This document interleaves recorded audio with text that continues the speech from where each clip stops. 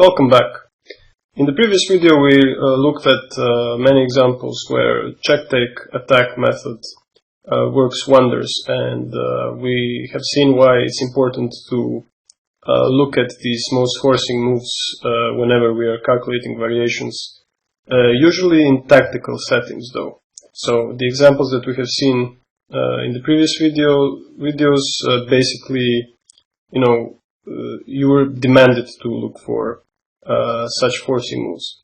However, there are positions where it may seem like any good move will strengthen your position, something that improves your pawn structure or the position of your pieces, and you may not even consider something forcing.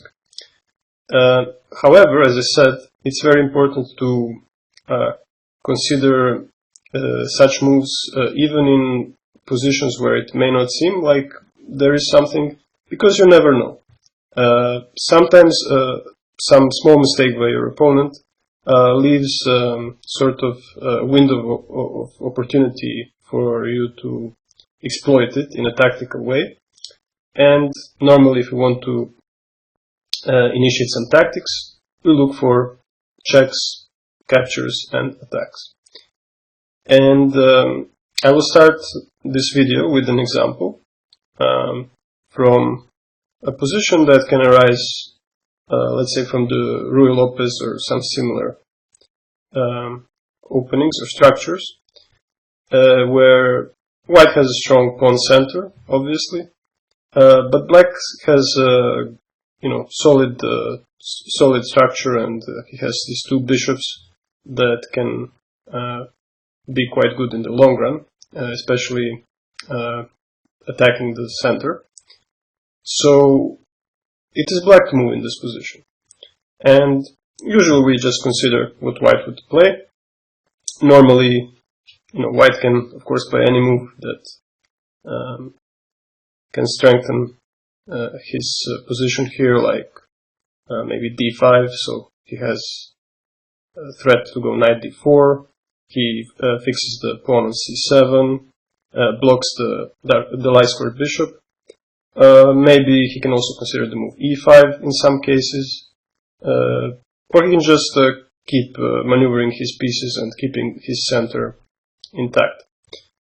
And having this in mind, black can also consider something like centralizing his rooks. So I put the rook on d8 or c8. Maybe try to move his knight from f6 to attack the pawn on d4, or to open up his bishop, so some move like h5. So there's many things to consider here. Normally in such positions we do not consider something forcing. However, the last move that white played, it was moving the bishop from c1 to f4, does give us an opportunity with black. A tactical opportunity, and this is why it's important to consider these forcing moves.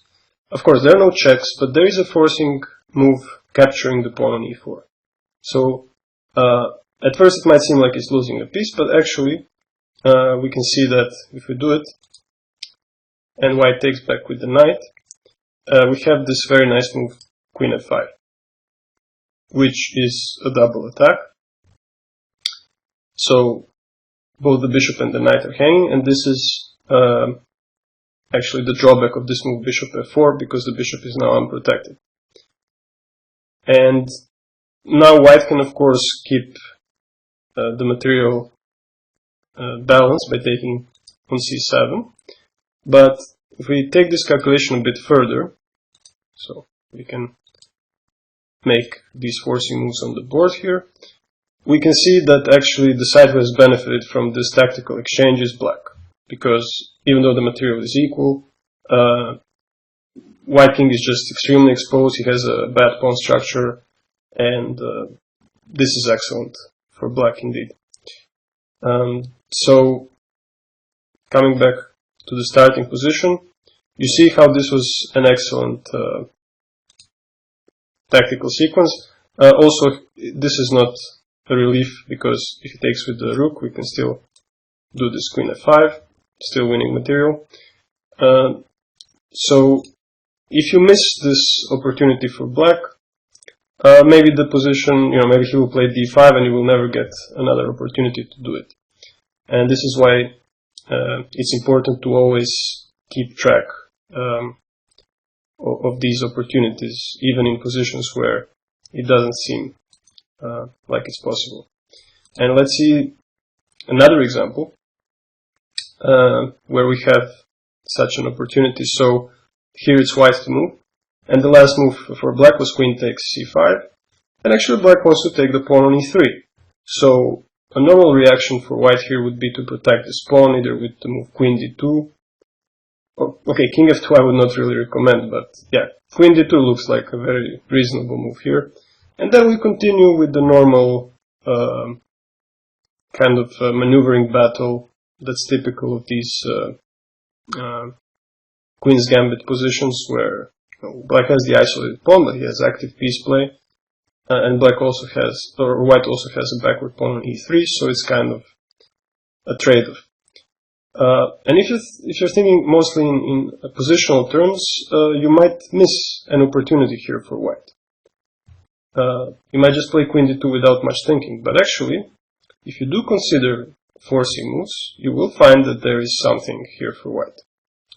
So there is a move, knight taking on d5. And sorry, I didn't mean this to be so quick, so let me put it back. Knight takes on d5. The point is that the queen cannot take because of bishop takes h7, and then we are winning the queen. What if he takes the queen on c2? Well, then we have the intermediate check, a very typical motive, of course. Knight takes f6. I can show this. Knight takes f6, and then as a result of this combination, we have won a healthy pawn that will be very useful for us in the endgame. So what happens then if he takes the knight? So knight takes d5. In that case, the point of this combination is revealed. We take with check, we open up our rook from d1, and after the queen trade, so you see everything is forced, everything is with checks, captures. Finally, we see that he cannot, or if he does take the bishop on h7, we are getting back the knight, and we are up 2 pawns. And indeed, this is what happened in a game between two very decent players, and black was simply not, he just thought that it's a normal position. He was not even considering that there might be something tactical, but white found the move knight takes d5, and he won the game. So we need to look for forcing moves even in such positions. And we have another example here. It is white to move. Now, obviously white is better here, and in such positions where you are clearly better, it makes a bit more sense to look for ways to destroy your opponent's position if it's possible. But it doesn't seem like there is something here, because black seems to have everything under control. Okay, he's passive, he has some weaknesses, but all of his pieces are protecting each other. And white might, if he's just considering this position superficially, he might just think, okay, let me improve my position with the move like king g2, f4, maybe start the attack with g4 or something like that. But that's not the first thing that he should consider. He needs to consider checks, captures, attacks. Since black doesn't really have anything forcing here, I mean, he doesn't have any big threats, we can freely consider our options here with white. And the first thing, of course, in absence of any checks, is a capture.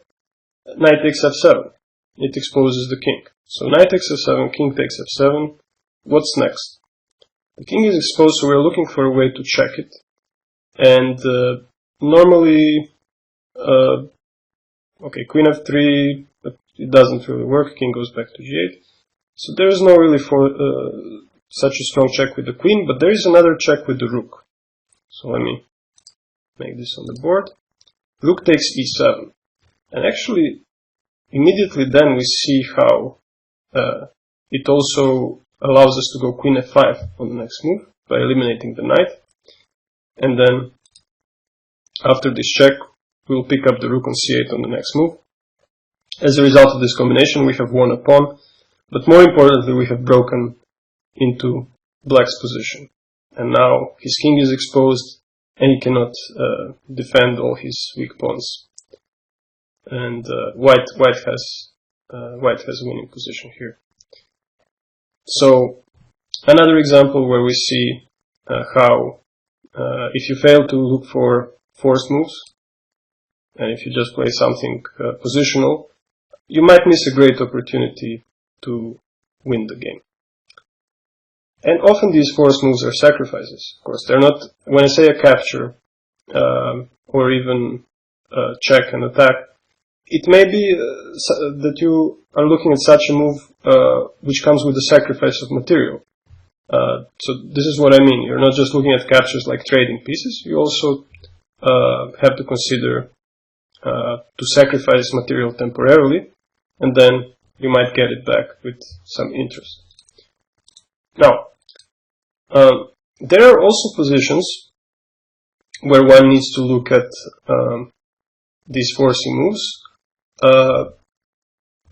which, this is what I called conditioned reflexes. And this is not the term that I have coined. It's actually from a book by Alexander Kotov. It means that, let's say your piece is under attack. Your conditioned reflex is to move this piece. Or if your opponent is threatening to trade queens and you don't want to trade it, your conditioned reflex is to move the queen or your king so he doesn't trade it. But while conditioned reflexes are usually good, they save time for us, and usually we can make moves on autopilot, so to speak. Sometimes they are misleading, and this position here is a good example. So here it is white to move, and his rook is hanging. He would like to play rook d8 for attack, but his back rank is weak as well, so he cannot do that. So a conditioned reflex here is just to move the rook, and then continue, because white is up on material, so he has good winning chances after that, or at least it seems so. But this is not the first move that you should consider. So, as we said, check, take, attack. So, what should white consider first in this position? There's no good checks. Queen takes f8, of course, is ridiculous. Are there any captures? Not really. Are there any attacks? So your rook is hanging. Usually the attack that's useful when your rook is hanging is a counter-attack on opponent's queen, because then he cannot take your rook. And in this position, there are two counter-attacks. There is a move b3 and there is a move bishop c6.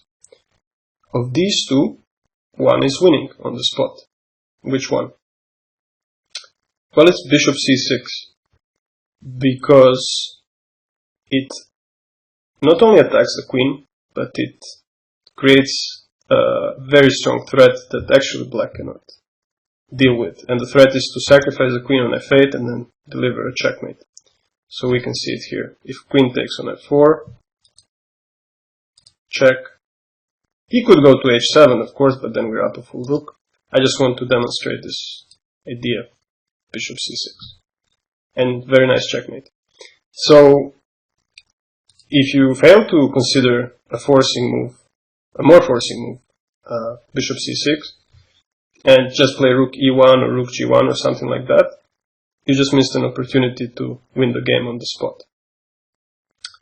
So, yet another example where it doesn't seem like there is something forcing, but yes, there is, because with bishop c6, queen f8, and then checks, you're delivering the checkmate. How about this position? Let me flip it. I'm just not sure. Yes, okay. Got the command right. So, because it's black to move, he's down a piece, but he is attacking. Very similar to some examples that we have seen before.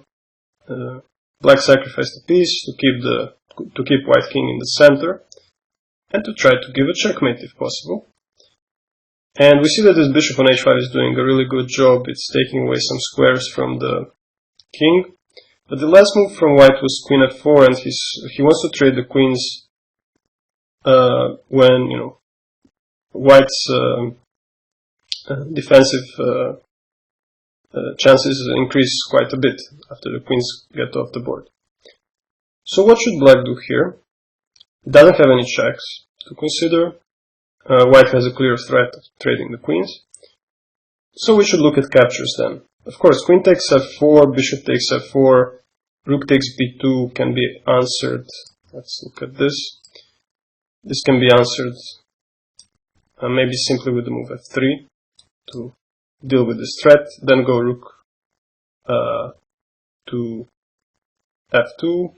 Bishop maybe goes to e3, rook takes d4. So excellent winning chances for white here, because this knight is extremely powerful on e5. And also here rook takes d4 probably can be met with some either knight c6, bishop e3 immediately. So, you know, if we trade the queens, that's not really going to do it. Probably white has enough resources to defend against the attack. So, what then? This is one option, but do we have something better?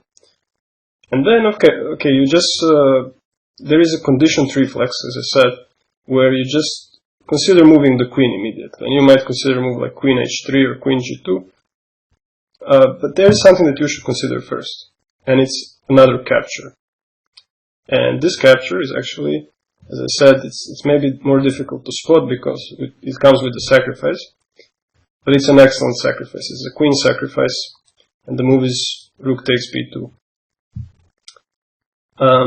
The rook cannot be taken because the bishop would be deflected, and black is winning now because he's penetrated white's position, and the point here that we see after rook e2 is that we have the move rook d4, and this is a mating attack. Now everything is with checks. Rook e2, rook d4, rook takes on d2, and we just have to organize these rooks, and yes, there will be a very nice checkmate here. If king goes to b1, we have two checks on b2 and c2, and it's a checkmate. If king goes there, look at this check here, and now the typical blocking motive. We block the d1 square for the king, and then rook e2. Beautiful, beautiful stuff, and everything again was with forcing moves, starting with this move, rook takes b2. So as I said, the only difficulty here is that it's a sacrifice, but if you have this mindset of looking at forced moves, you will learn to appreciate the strength of such sacrifices. Okay, and maybe let's look at one more example. Again, I'm going to flip it because we're looking from black's perspective. So, a very simple looking position. A lot of pawns have been traded. White has a clear threat of taking the rook on f5. What's the first move that you should consider here with black? If this was, let's say, a blitz game, or you just decided to move quickly, you would probably just move your rook, let's say, to f4 to pin the knight, and then continue the game.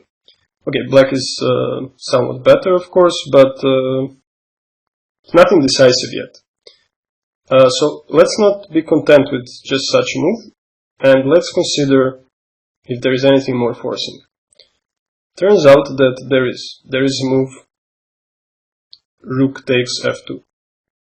So no checks, but there is a very strong capture, where again we expose opponent's king. So let's look at that. Rook takes f2. Now, if he takes with the king, I think this king will be extremely exposed after bishop e3, yes. and then, yeah, if it goes to g3, it's going to be a checkmate, so it has to go there. We take this, discover check. Okay, and this looks very dangerous for white. So not only is the material around equal, but also this king is very exposed. So this is definitely a very good variation for black. What if, let's come back here, what if rook takes f2? In that case we continue with checks. Okay, and now another check, bishop e3, it's not quite working because king goes to h1 and the rook on f1 is protected by the queen on c4. And here, what to do? Queen e3 check does the same, or it actually doesn't do anything. King just goes to h1. So what do we do in this position? If checks don't work, we have to consider captures. Okay, rook takes f1. Of course, he will not take with the king, but with the queen. And then the problem is, we can show this here, that we cannot take the rook because there is a checkmate on f8, unfortunately for black. So it seems like in this position, black's attack has reached a dead end. But in fact, there is a brilliant move, a brilliant resource for him here. And it is the move, of course, a capture. Queen takes a4. The point being that if he takes now the queen, there is bishop e3, check, and on the next move there will be checkmate on f1. And in that case, we're wondering, does black have any other options? Of course, black should consider checks first. So queen takes a4, we briefly considered it doesn't work. What about queen c8? Well, in case of queen c8, everything works out perfectly for black. Sorry, I think I should do this. I almost fell for opponent's resource. Let me show you this. Rook e8. Seems like everything is under control, but this check is just something that I initially missed, and now it's a checkmate. So you always have to be careful for your opponent's resources, and this is why I need to play queen e8, because now rook f8 is not possible for white. His rook is pinned, so when he takes this, we have an endgame which should be winning for black, because he has this outside pass pawn, and the bishop against knight with rooks on the board should be just winning. So far everything is working perfectly for black. After queen a4, there is one more move, taking the rook, of course. So always just have to calculate all checks and captures. But fortunately, the geometry of the queen is working perfectly for black, and now the endgame is just winning because, as I said before, the outside pass pawn should decide. Beautiful combination. I think it was played by Russian Grandmaster Daniel Dubov. This one with rook takes f2. Takes some time to calculate, but of course, if you see such an opportunity where you can play a forcing move, even in a position where you have a decent looking alternative in rook f4, you should definitely, try to calculate it and see if it works. In this case, it works perfectly for black. Alright, and two more examples where I want to show the importance of calculating check, take, and attack for your opponent as well. Once again, we are black here, trying to make the right decision. And this was the game between, it was actually a world championship match between Karyakin and Carlsen. Karyakin had black pieces in this endgame. So he was down a pawn, fighting for a draw. And we know how difficult this is when you're playing Carlsen, but Karyakin is a player with excellent technique, so in this game he managed to hold the draw. And this was one position where he could actually go wrong, because the white is threatening to take the pawn on b4, and also maybe to bring his rook to e7 and penetrate with his pieces slowly. So it seems very tempting in such cases to eliminate all the pawns from the board. So here, rook takes b3 is definitely one move to consider for black. It might increase his drawing chances. However, before we consider this tempting move, we should also just make sure if we have something more forcing. Yes, we do. We have the move rook h5. So this was Karyakin's choice between these two moves. First, of course, rook h5 is something that we definitely have to consider. But first, let's see if we can actually take this pawn on b3. So this was Karyakin's calculation, I believe. If rook takes on b3, now the first thing that you have to consider are checks for your opponent.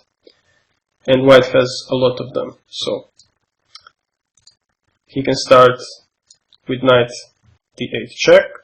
Now if the king goes there, the problem is that bishop f8 is required, but then knight e6 wins the piece.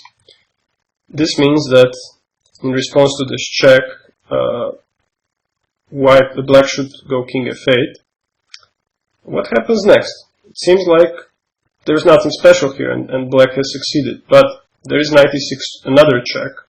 Now the problem with king g8 is that there is rook g2 pin. So this bishop is always a burden for black. So he needs to go king f8.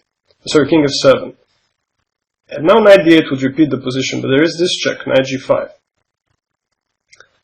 What to do next? We would like to go king g8 to protect the pawn h7, but as I said, rook e8 check forces bishop f8, and then it's losing a piece. So this is forced. Now already white is taking some material. Well, finally we can go there, but in that case, king g6. And this is something that has to be foreseen before we take the pawn on b3, because the pawn from h7 disappears, and then it makes this king g6 possible. And now since this rook is so awkwardly placed, there's no checks, and rook e8 is coming with a checkmate. I think that black would be facing a similar fate if he goes to f7, because nevertheless after knight g5, king g6 is coming, and black is just losing. So Karyakin has foreseen all of this, that everything comes with a check here, and this is why he decided that rook takes b3 is wrong, and the move that he played in the game is actually much better. Check, push the king back, and now it seems like there's no good way to protect this pawn, but he found, if I'm not wrong, he found this move. And then this, rook b5, and after this, yes, this was the game continuation, I think. Or something similar to this. A bishop f8, and finally we're picking up the b3 pawn. And the more pawns are traded, the greater drawing chances are for black in this position. So here you see how important it is at the start to look for opponent's most forcing moves. So in this variation with rook takes b3, Karyakin calculated the whole variation with knight d8, knight e6, knight g5, and so on, and he saw that it doesn't work. And one last example. I think this was from the game between Hari Krishna and Adiban, two leading or two of the leading Indian players, very strong grandmasters. So here it was black to move. And the question for black is, again, let me flip the board. So the question here for black is, can he take the pawn on e3? Seems very tempting to do that. Because if we do, then we are just penetrating with the rooks, we are weakening the pawn on d4. And now let's calculate some variations. If rook takes e3, we should always look at checks for our opponent, and he has a lot of them. You can go rook g1, rook h4, or even knight e5. And usually when I give this position as a practice for students, some of the weaker ones, they suggest knight e5 immediately, And it's a very logical move because it interferes with the rook on e8, so it actually seems like white is winning material. But now it comes to visualization a bit, because actually white is losing material with the move knight e5, because we take with this rook right here.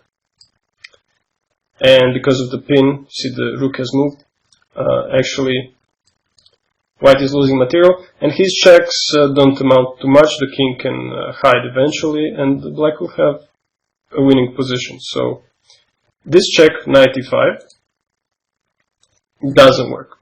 What about other checks? We have rook g1 and rook h4. Okay, rook g1 is a very sensible check, because both rooks are now on these open files. And then rook h5 seems like another winning attempt, but the problem here is that the king can run to e4. And this has to be foreseen by white before he goes, gives this check on h5, because now actually black is kind of attacking with his pieces here. And there is actually no checkmate here. I can just take the knight on d3 if you give me checks. So this is a bad choice for white. It just doesn't work. Therefore, let me come back to the starting position. Okay, just one moment, because I might have a technical problem. So I will pause the video and then I will come back when I fix it. Okay, so the problem is fixed. And this variation that we saw with rook g1, it just doesn't work for white. So let us come back to the start. There is one more check that white has to consider, and this check is rook h4. And the advantage of rook h4 is that when the king goes to f5, he has rook f4 check. And it's basically taking away the e4 square from the king, so the king has to drop back to g6. And only then do we give this check rook g1. Now the king has to travel back, and it can't go to h5 because of the checkmate, it has to go to f7. And now do we have a check for white? Yes, we do. There is knight g5 check.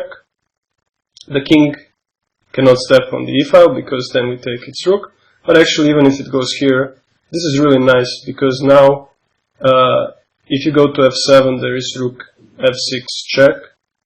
And you see that now finally the king is forced to the e file, and then we pick up the rook. So what is the conclusion in the starting position?